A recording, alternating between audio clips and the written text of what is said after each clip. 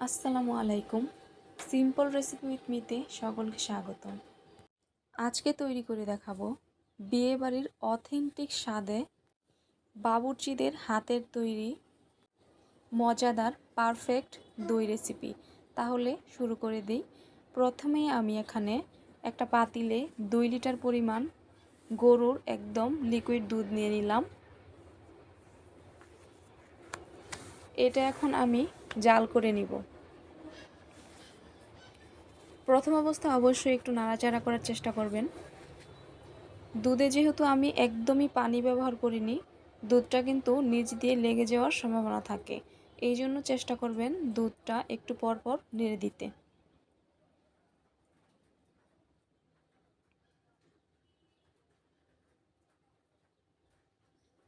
আমি দুধটা খুব ভালো করে জাল করে নিব। জাল করে আমি এটা একদম হাফ করে নিব। তো এটা এখন বলক ওঠা আগ পর্যন্ত আমি হাই হিটে রান্না করছি। উপরে কিন্তু অনেকটাই ফেনা ভাব এসে পড়েছে। এটা কিছুক্ষণের মধ্যেই বলক উঠে পড়বে।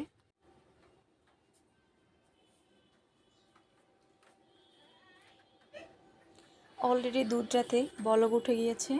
আমি এটা এখন কিছুক্ষণের জন্য একটু হাই হিটে জাল করে তারপর একদম লো হিটে প্রায় ঘন্টাখানেক, যতক্ষণ পর্যন্ত দুধটা জাল হয়ে একদম অর্ধেক হয়ে আসছে ততক্ষণ পর্যন্ত আমি খুব ভালো করে জাল করে নিব।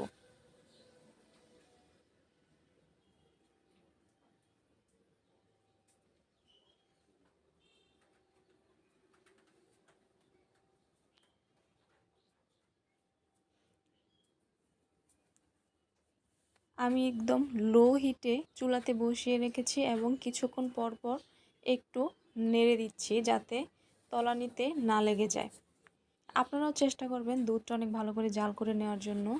এখানে দুধটা দেখতে পাচ্ছেন অনেকটা ঘন হয়ে এসেছে, কালারটাও একদম চেঞ্জ। এখন আমি ক্যারামেল তৈরি করে দুধটাতে অ্যাড করে দিব।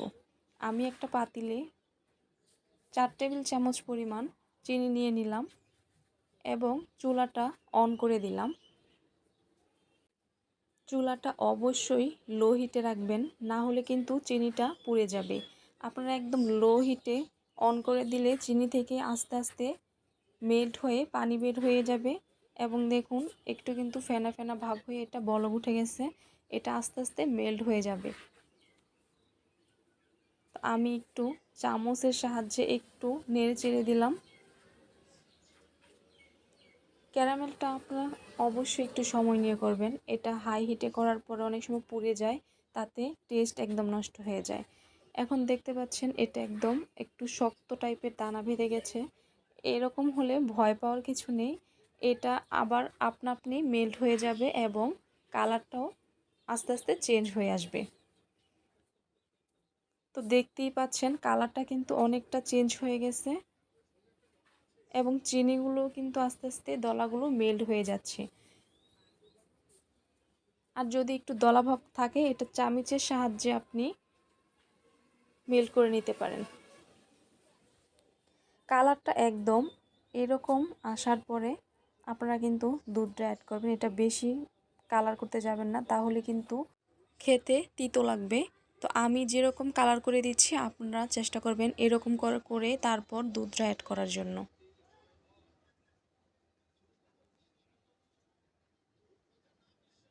ক্যারামেলটা হয়ে এসেছে। আমি এখন জাল করা দুধটা এখানে অ্যাড করে দিলাম। এটা আস্তে আস্তে দিবেন, কারণ যেহেতু একদম বলক ওঠা দুধ এটা উতলিয়ে পড়ে যেতে পারে। আমি সম্পূর্ণ দুধটা এই পাতিলে ট্রান্সফার করে নিলাম এবং এটা একটা বলক ওঠা আগ পর্যন্ত অপেক্ষা করব এবং অনবরত নাড়তে থাকব যাতে ক্যারামেলটা সম্পূর্ণ দুধে খুব ভালো করে মিশে যায়।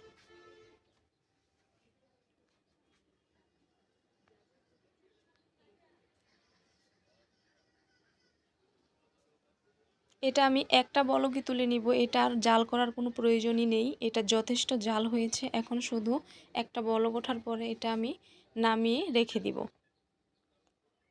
তো আমার দুধটাতে বলক উঠে গিয়েছে। এখন আমি চুলাটা অফ করে দুধটা যখন একদম কুসুম গরম অবস্থায় আসবে সেই পর্যন্ত অপেক্ষা করব। তো এখন দুধটা কুসুম গরম অবস্থায় আছে। দুধটার লোকটা দেখুন, দেখতে কতটা লোভনীয় লাগছে এবং কতটা পারফেক্ট জাল হয়েছে এটা দেখেই বোঝা যাচ্ছে। এটা এখন আঙুল সহনীয় গরম অবস্থায় আছে। আপনারা অবশ্যই যদি ঠান্ডা হয়ে যায় আবার একটু গরম করে, যাতে আপনি আঙুল সহনীয় কুসুম গরম থাকে ওই অবস্থায় আপনি দইটা ফেলবেন।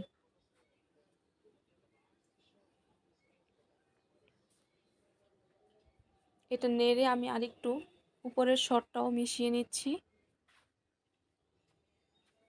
এখন এখানে নিয়ে নিলাম টক দই। এটা দই বীজ হিসাবে ব্যবহার করব। এখানে আমি 1.5 টেবিল চামচ পরিমাণ টক দই নিয়ে নিলাম।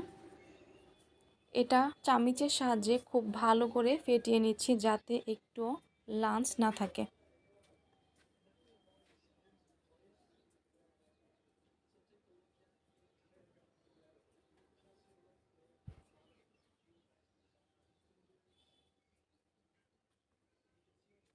এখন এখান থেকে অল্প পরিমাণে দুধ এখানে দিয়ে আমি আগে মিক্স করে নিব, তারপর সম্পূর্ণটুকু দুধে অ্যাড করব।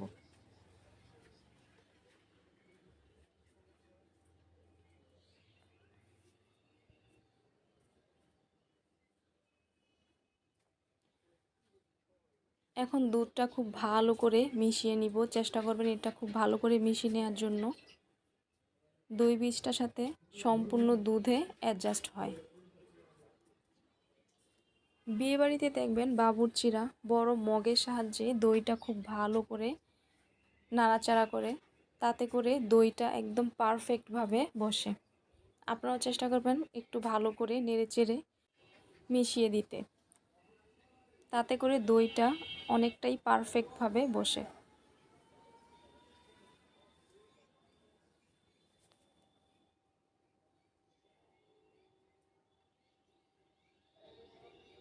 আমি এখানে 1 টাইম দইয়ের কাপ নিয়ে নিয়েছি। এটা আপনারা সাধারণ মুদি দোকান থেকে কিনে আনতে পারবেন।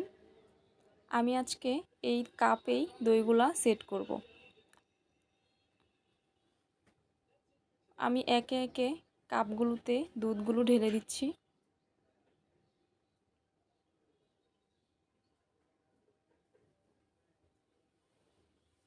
এটা আপনারা যে কোনো কিছুতেই দইটা সেট করতে পারেন। মাটির হাঁড়িতেও করতে পারেন, যে কোনো স্টিল অথবা যে কোনো পাত্রে ঢেলে রাখলেই দইটা পারফেক্টভাবে বসে যাবে।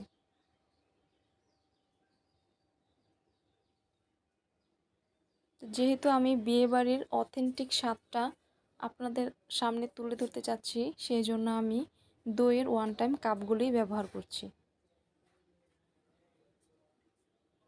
এটা কিন্তু খেতে অনেকটা সুবিধা, কারণ পাতিলে দই পাতলে অনেক সময় কেটে খেতে গেলে অনেক সময় দইটার থেকে পানি ছেড়ে দেয়। তো এটার মধ্যে কিন্তু সেই ঝামেলাটা নেই, বা অন্য আরেকটা বাটিতে বাড়ারও তেমন কোনো ঝামেলা নেই। তো অলরেডি সবগুলো কাপেই আমার দুধ ভরে নেওয়া হয়ে গিয়েছে। এখন এটা আমি ঢাকনা দিয়ে ঢেকে সারা রাত্রের জন্য রেখে দিব। এটা পরের দিন সকালে দেখবেন যে একদম পারফেক্টভাবে দই হয়ে গিয়েছে। তখন আপনারা নর্মাল ফ্রিজে রেখে তারপর খেতে পারেন। একদম অসম্ভব মজা হয়। এই গরমে খুবই মজা লাগবে এই দইটা বানালে। তো পরের দিন সকালবেলা আমার দইটা একদম পারফেক্টভাবে বসে গিয়েছে। আমি একটা ভেঙে আপনাদেরকে দেখাচ্ছি। ভিতর একদম পারফেক্টভাবে দইটা বসে গিয়েছে। একদম বাবুর্চিদের বিয়েবাড়িতে যেরকম দেখতে এবং খেতে দুইটাই আলহামদুলিল্লাহ ভালো এসেছে। আপনারা অবশ্যই এভাবে একবার বাসায় ট্রাই করবেন। মেহমান বা অতিথি আপ্যায়নে এভাবে দইটা বানালে সবাই অনেক বেশি প্রশংসা করবে। ধন্যবাদ সবাইকে।